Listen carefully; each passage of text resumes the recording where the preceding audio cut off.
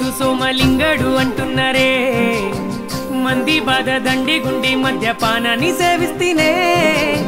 ఆలు మొగలు అక్కలంతా పెళ్లి విందెప్పుడంటున్నారే ఇల్లు గాలి ఓడు ఉంటే తమ్మి నడిమిట్లలో లెందిరో